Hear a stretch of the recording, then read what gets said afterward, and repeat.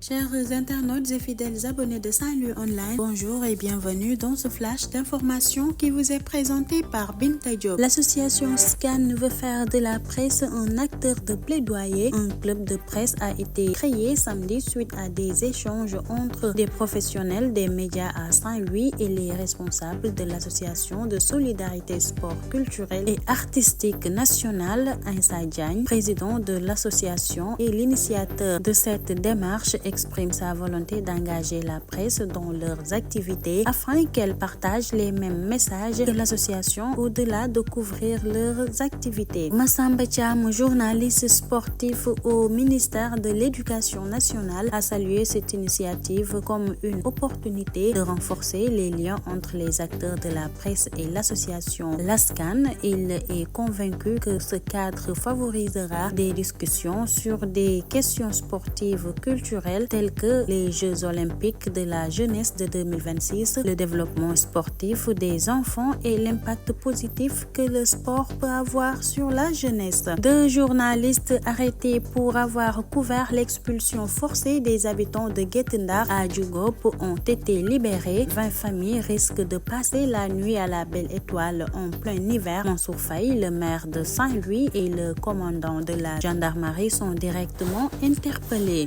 Été de parler l'origine de la création de ce mouvement, ses objectifs et des perspectives. Selon M.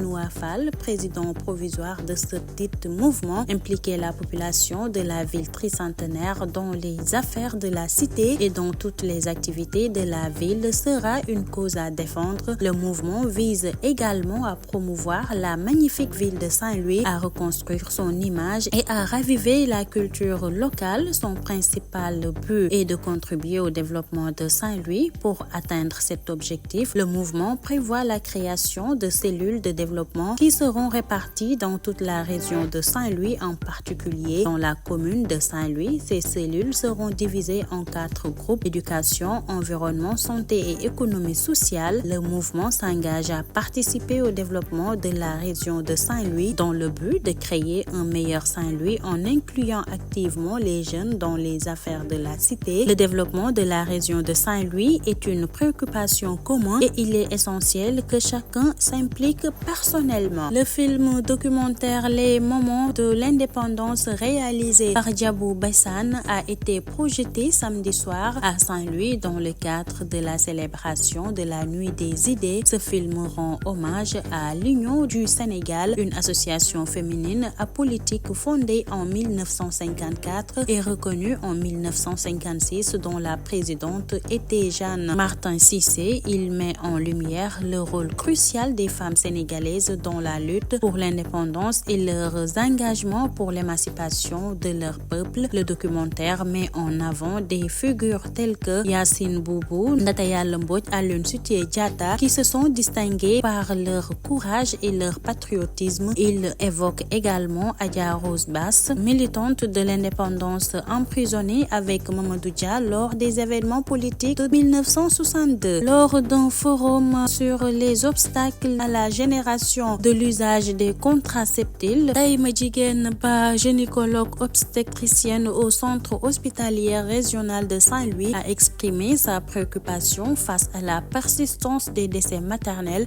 attribués en partie au faible taux d'utilisation de la contraception. Elle a également cité l'enquête de santé démographique 2017 qui a enregistré 236 décès maternels pour 1000 naissances vivantes. Selon elle, une meilleure prévalence contraceptive aura pu contribuer à réduire ce taux élevé de décès maternels. Voilà, mesdames et messieurs, c'était tout pour votre flash d'information. Merci de l'avoir suivi et prière à toute personne qui l'aurait lu de bien vouloir partager. Sur ce, bonne journée à toutes et à tous.